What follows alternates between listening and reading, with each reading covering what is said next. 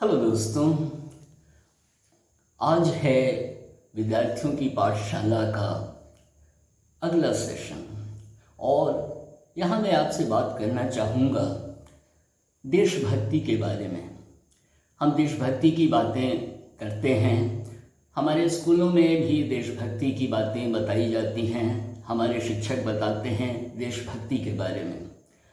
और देशभक्ति को यदि गहराई से देखें तो देशभक्ति का बहुत ही गहरा अर्थ होता है। अब जैसे जब हम अपने देश के बारे में सोचते हैं तो हम अपनी मातृभूमि को याद करते हैं। हम अपनी मातृभूमि मतलब हमारा जो जन्म स्थान है वह हमारी मातृभूमि है और भारत में मातृभूमि को भी मदरलैंड कहते हैं। और क्योंकि माँ ही हमें जन्म देती है तो इसीलिए माँ को सम्मान देते हुए हमारे देश में मातृभूमि को मदरलैंड कहते हैं, फादरलैंड नहीं कहते हैं। हालांकि हमारे पिता के कारण ही हमारा जन्म होता है, लेकिन माँ को सम्मान देते हुए, नारी को सम्मान देते हुए हमारे देश में मदरलैंड कहते हैं। और मदर इंडिया नाम की एक फिल्म भी बनी थी। तो इस तरह हम सम्मान देते हुए अपने देश को मदरलैंड इंग्लिश में कहते हैं।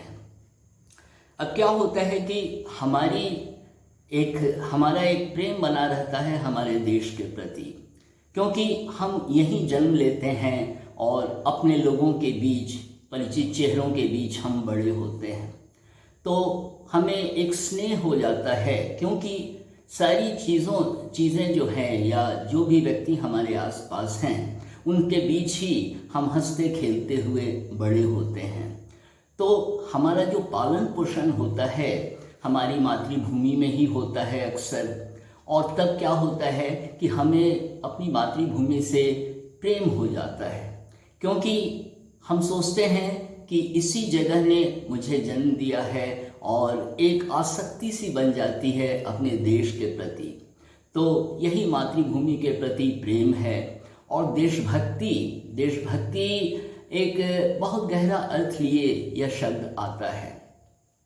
तो हमारी जो परवरिश होती है जिस माहौल में, उसके प्रति हमारा स्नेह बना रहता है। भारत में जिनका भी जन्म हुआ है भारत में, वे दुनिया के कितने ही देशों में रहते हैं, लेकिन जब भारत की बात होती है तो उनकी खुशी का ठिकाना नहीं रहता, क्योंकि उन्हें अपनी मातृभूमि की याद आती है जहाँ वे पलकर बड़े हुए। बाद में शिक्षा के लिए या सेटल करने के लिए या जॉब की तलाश में थे तो बाहर जाकर सेटल कर जाते हैं। जब हमारी सोच बड़ी होती है तो सारी दुनिया ही हमारी होती है, लेकिन जिस जगह पे हम जन्म लेते हैं वह भी तो दुनिया का एक अंश ही है जो हमारा देश कहलाता है। दूसरी बात होती है कि हमें अपनी देश के इतिहास के विषय में जरूर जानना चाहिए। और इतिहास भी 3 भागों में बटा हुआ है: प्राचीन भारत, मध्यकालीन भारत और आधुनिक भारत। तो यदि हमें अपने देश के बारे में जानकारी होती है तो वह हम इतिहास के माध्यम से ही जानते हैं। तो इसलिए अपने देश के बारे में भी हमें जानना चाहिए और हमें अच्छा लगता है, हमें लगता है कि हम अपने देश को जानते हैं। और नहीं जानना ये हमारी थोड़ी अपरिपक्वता को दर्शाता है, या हम ज़्यादा सोचते नहीं हैं। और विद्यार्थी जीवन में जो हम सोचते हैं उसी के अनुसार हम आगे बड़े होकर वैसे काम भी करते हैं। हमारी एक पर्सनैलिटी बनती है और हम बहुत चीज़ों के बारे में जानने लगते हैं। तो सबसे पहले हमें अपने देश के बारे में तो ज़रूर जानना चाहिए। दूसरी बात होती है कि हम जिनके बीच पलकर बड़े होते हैं हम उन्हें पहचानते हैं, सारी चीज़ें परिचित लगती हैं। हमारा स्थान, जो जन्म स्थान है, हमारा शहर, हमारे गांव और दूसरे राज्य भी हैं, उनके बारे में हम जानते हैं। तो लगता है कि हम देश को सचमुच जान रहे हैं। तो इसलिए अपने देश के बारे में ज़रूर जानना चाहिए। हमारे देश में कितने राज्य हैं, कितने केंद्र शासित प्रदेश हैं, हमारे देश में जो व्यवस्था है वह कैसी है, मतलब राजनीतिक व्यवस्था, मतलब प्रजातंत्र हमारे देश में है। हमारे देश में प्रेसिडेंट हैं, हमारे देश में प्राइम मिनिस्टर हैं, हमारे देश में स्टेट लेवल पे चीफ मिनिस्टर और गवर्नर होते हैं। तो इन सब के बारे में जानते हैं तो हमें अच्छा लगता है कि हम अपने देश को थोड़ा बहुत जान रहे हैं। और ज्ञान का तो कोई अंत नहीं होता, आप जितना जानने की कोशिश करोगे उतना ही आप जानने भी लगोगे अपने देश को। दूसरी बात होती है कि अपने देश के प्रति हमारा एक लगाव जो होता है, जिसको कहते हैं एक डिवोशन होता है। जैसे हमारे सैनिक जो हैं वो देशभक्ति की भावना से इतने भरे होते हैं जब वो फ्रंट पे रहते हैं, भारत के सीमाओं पे रहकर हमारी रक्षा करते हैं, और उन्हीं के कारण हम चैन से सो पाते हैं। तो उनमें देशभक्ति की ट्रेनिंग भी ऐसी दी जाती है कि उनमें देशभक्ति की भावना कूट कूट कर भरी होती है। तो इसीलिए देशभक्ति के लिए हम राष्ट्रीय गीत गाते हैं, जो हमारा नेशनल एंथम है जन गण मन, और नेशनल सॉन्ग है वंदे मातरम। खैर, मैं आपसे एक बात कहना चाहूँगा कि गीत तो दोनों हैं, लेकिन एक को नेशनल एंथम और दूसरे को नेशनल सॉन्ग क्यों कहते हैं? तो नेशनल एंथम हमारा जन गण मन है और नेशनल सॉन्ग है वंदे मातरम। एंथम उस गीत को कहते हैं जिसमें जय जयकार होती है।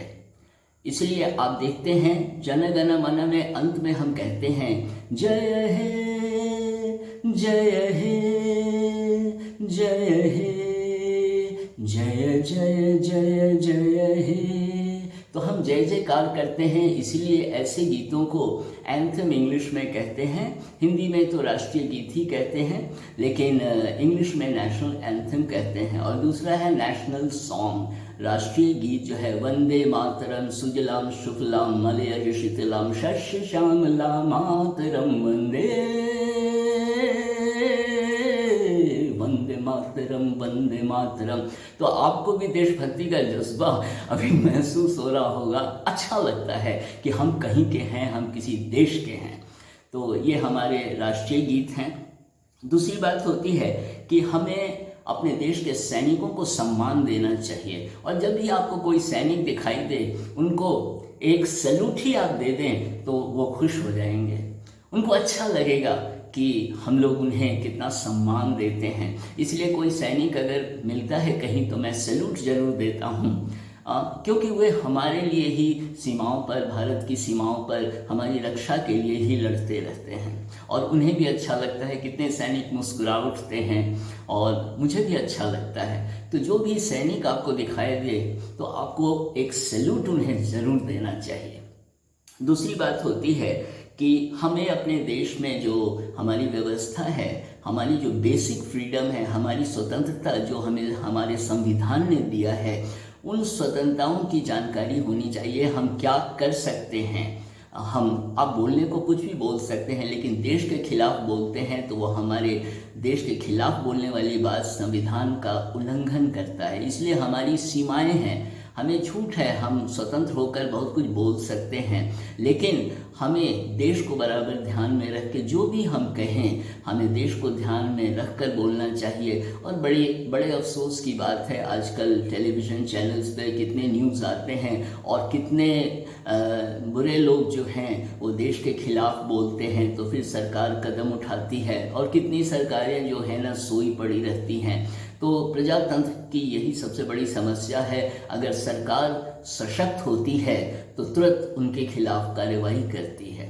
खैर, दूसरी बात है कि हमें अपनी सरकार के बारे में जानना चाहिए, क्योंकि देशभक्ति में ये सब कुछ बातें हैं। हम अपने सरकार को जानें, राज्य सरकार कैसी होती हैं, केंद्र सरकार कैसी होती हैं, तो अपने सरकार के बारे में हमें ज़रूर जानना चाहिए। और आप इसको समझिए कि ये हमारा जनरल नॉलेज भी है।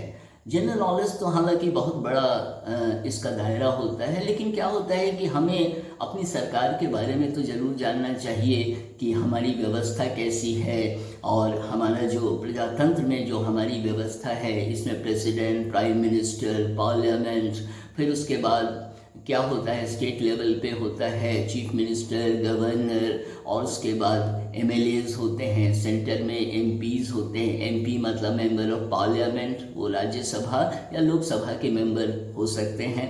और जब हम एमएलए कहते हैं या एमएलसी कहते हैं तो राज्य स्तर पे एमएलए मतलब मेंबर ऑफ लेजिस्लेटिव असेंबली, तो विधानसभा के सदस्यों को एमएलए कहते हैं। और members of the legislative council मतलब विधान परिषद के सदस्यों को एमएलसी कहते हैं। तो ये सब जानकारी जब होती है तो आप कहीं भी बात करोगे किसी से तो किसी को ये ज़रूर एहसास होगा कि आपको ज्ञान है अपने देश के बारे में और वो आपका सम्मान करेंगे। और यदि आप कुछ नहीं जानते हो, केवल किताबी कीड़ा बने हुए हो, क्वेश्चन आंसर्स केवल रट के पास करना चाहते हो, ठीक है, लेकिन क्या होता है उससे आपकी पर्सनैलिटी नहीं बनी है।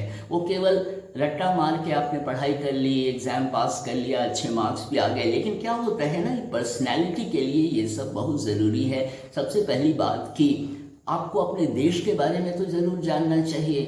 यदि आप देश को नहीं जानते हो, सिर्फ फिजिक्स, केमिस्ट्री, मैथ और इन सब में लगे रहते हैं तो वह ज्ञान अधूरा होता है। इसलिए अपने देश को बारे में ज़रूर जानना चाहिए और अपने देश के इतिहास को जानना चाहिए, जैसा कि मैंने पहले भी कहा। और हमारे देश की जो संस्कृति है उसके विषय में भी पढ़ना चाहिए। और एनसीईआरटी की किताबें आती हैं, मार्केट में हैं, आप किसी भी एनसीईआरटी की किताब में हिस्ट्री की किताब देखेंगे तो आपको बहुत कुछ जानकारी मिलेगी अपने देश के बारे में। और आजकल तो गूगल और यूट्यूब का ज़माना है, आप गूगल के पे भी जाके आप बहुत कुछ सर्च कर सकते हैं, देख सकते हैं। लेकिन एक बात मैं ज़रूर आपको कहूँगा, आप गूगल पे जो भी सर्च करते हैं वो ज़रूरी नहीं कि 100% वो सही हो, इसलिए उसको क्रॉस चेक ज़रूर करना चाहिए कि कितना वह सही है, ये वेरीफाई ज़रूर करना चाहिए। क्योंकि गूगल के पीछे भी तो कोई आदमी ही बैठा हुआ है और इंसान से गलती तो होती ही है। कितनी बार गलत पोस्ट हो जाता है तो गलत ज्ञान हमारे दिमाग में आता है,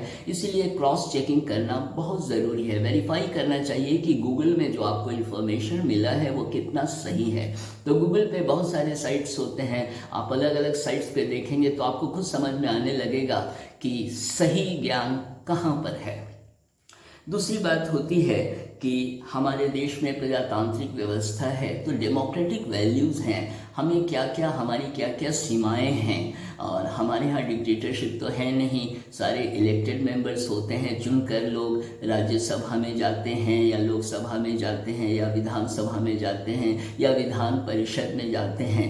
तो इन सब के बारे में जब आपको जानकारी होगी तो कभी भी आप अपने दोस्तों के साथ बैठोगे तो आपको अच्छा लगेगा, आपके दोस्त भी बहुत अच्छा महसूस करेंगे, क्योंकि आप केवल बर्गर और पिज़्ज़ा वाले बच्चे नहीं हो, बल्कि आपके पास नॉलेज भी है और आप बर्गर पिज़्ज़ा खाते हुए नॉलेज की भी बात कर सकते हो।